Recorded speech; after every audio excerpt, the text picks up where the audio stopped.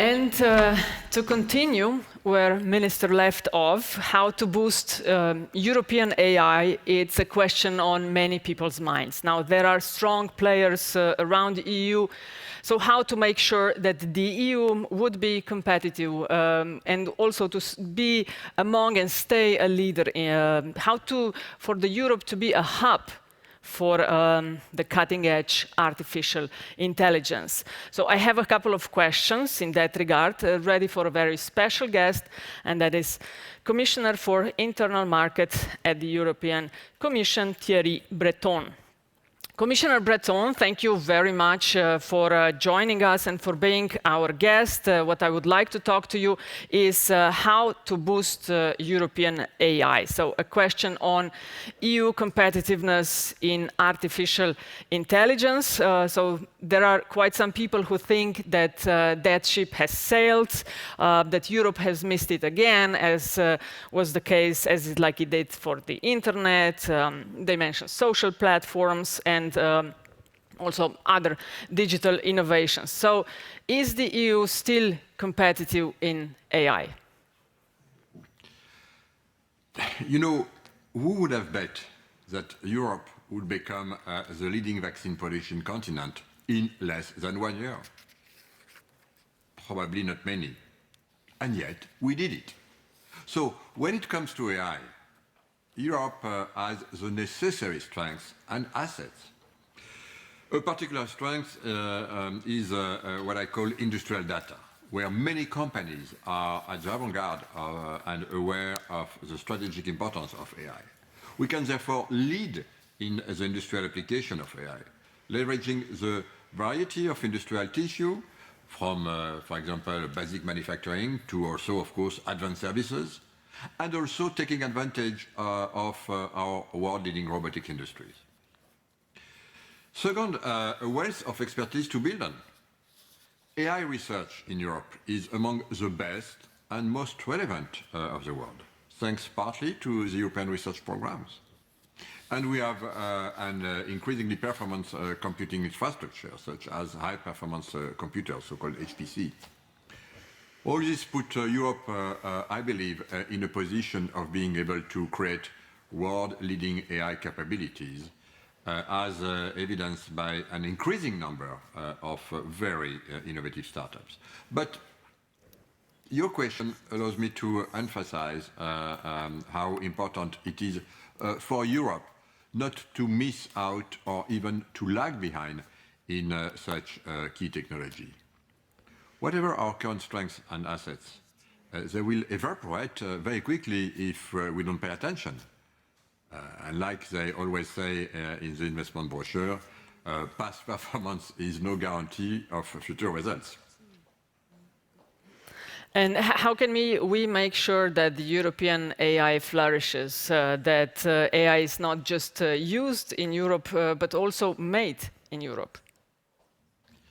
So to begin with, I would like to say that, of course, we have the single market, which is, by the way, the largest internal market in the world, offering more potential customers than anywhere else. And for a technology that thrives on a scale like AI, this is a crucial and potential magnet for investors. But we cannot only rely on the appeal of the single market to foster a world-leading AI ecosystem. And that's why in the coordinated plan on AI, the Commission, together with the Member States, have set enabling conditions for the development of AI in the EU. And importantly, these conditions are fully designed in an, I would say, SME-friendly way to enable small companies to develop and deploy AI on an EU-wide scale. But more specifically, in the plan, we identified, let's say, 3 actions to help set these enabling conditions. First, acquiring, accumulating, and sharing policy insight on AI through a governance framework, and that's extremely important. Second, tapping into the potential of data. And third, fostering, of course, critical computation infrastructure. And the plan also puts forward a number of actions to make the EU what I believe is a place where excellence thrives from the lab to the market. And we will also prioritize the funding of networks of AI excellence centers, but also set up a European partnership on AI, data and robotics under Horizon Europe to facilitate excellence in research. And then, of course, make sure that testing and experimentation facilities are fully available for the development of innovative AI. And of course, we need to improve and scale up access to finance for AI innovators. If you allow me, let me use this opportunity also to announce the launch of a member states expert group who will assist on the implementation of the Continental Plan on AI and the digitalization of businesses aspect of the digital compass. Commissioner Breton, following up on the previous question, shouldn't Europe focus more on fostering the use of AI across the board instead of trying to catch up in AI development in order to remain competitive in all kinds of industries?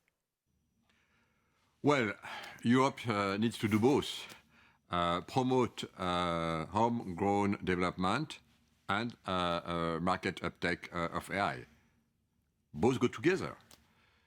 AI developed in Europe and fine-tuned to the demands of the European users will, of course, foster AI uptake simply because the products will often be better suited to European customers.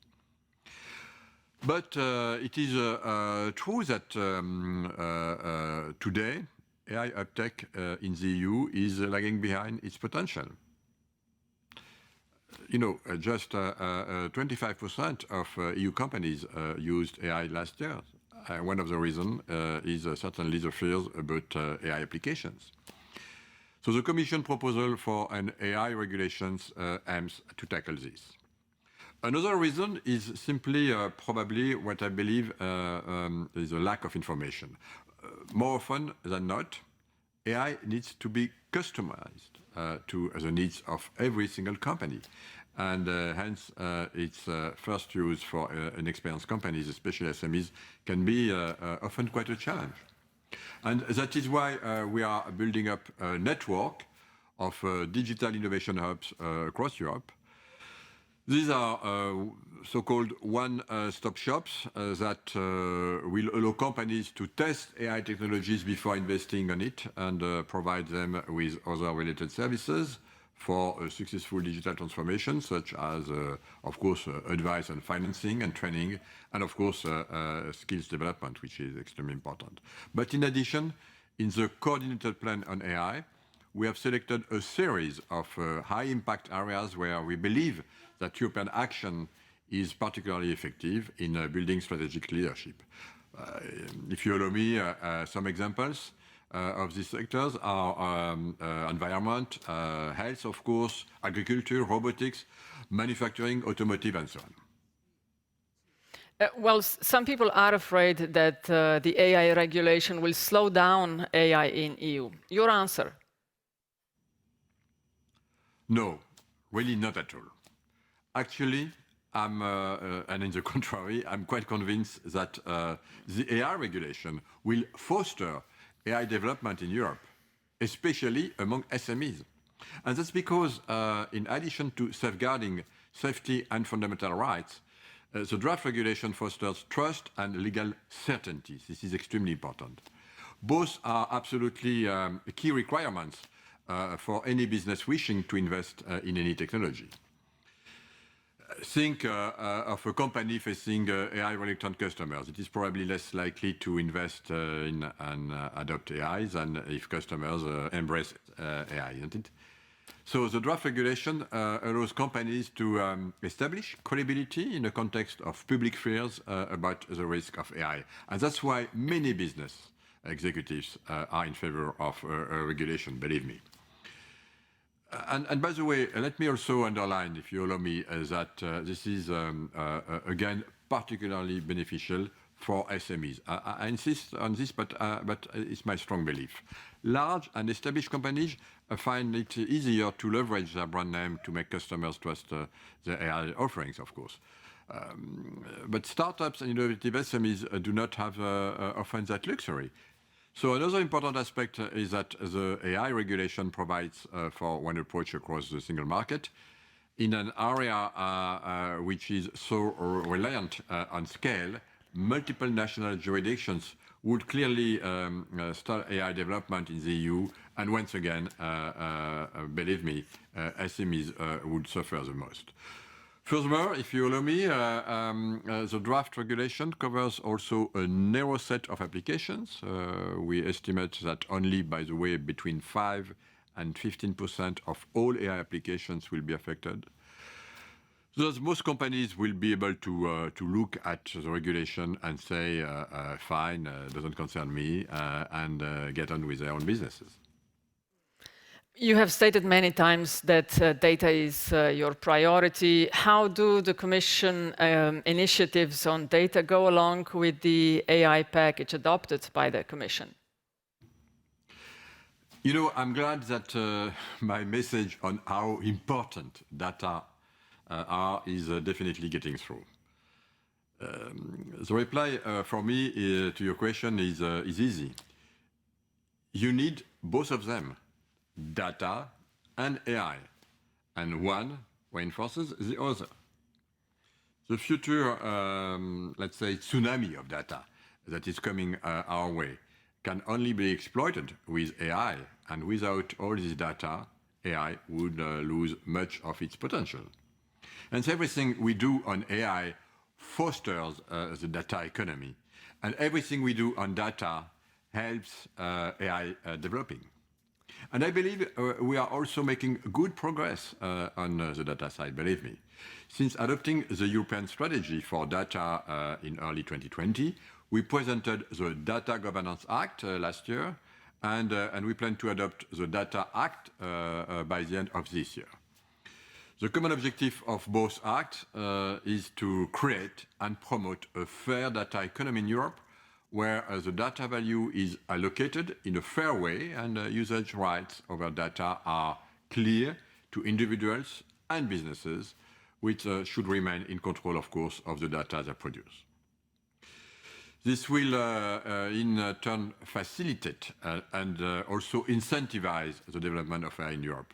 And the coordinated plan on AI also, I believe, reflects pretty well this by putting forward a significant number of actions on data. For example, the setting up of sector-specific data spaces, the launch of the European Alliance for Industrial Data, Edge and Cloud, are also, I would like to mention, very important and significant research projects. There seems to be a consensus that the issue is too big for any country, but at the same token, shouldn't one look for a worldwide solution?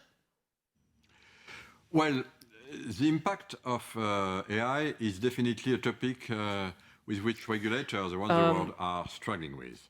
And there has been, let's say, significant, huge interest in our approach, if I may say so, from across the world. We have seen that in the public consultation of the white paper from last year, where we received comment from many, many countries, as different as, of course, the US, Japan, Iraq, Brazil, and so on. You know that a number of international organizations are very busy working on AI these days. And the OECD, for example, adopted principles 2 years ago. The Council of Europe or UNESCO are working on documents, as are the G7, G20, and of course, many, many countries work on their national levels. We are also members of the Global Partnership for AI that was launched by France and Canada last year. However, none, I believe, is as advanced as what we are doing here in Europe. For us, the European approach and the international efforts are two complementary work strands. In this context, we are also starting intense discussion, by the way, with the US in the TTC working group on technology standards cooperation. And on the international level, it is extremely important, I believe, to promote the principles that have guided us. And that reflects, of course, what is extremely important for us, our European values, which, by the way, are also shared by many other countries or international organizations, such as OECD, for example. So one should not underestimate, I believe, strongly the advantage of the EU being the first mover. Since there is no other model, our proposal will be probably the reference point for upcoming legislation. And I think that this is probably very good for Europe to be what I consider to be the pacemaker in this important development. Commissioner Breton, thank you very much for being part of our conference.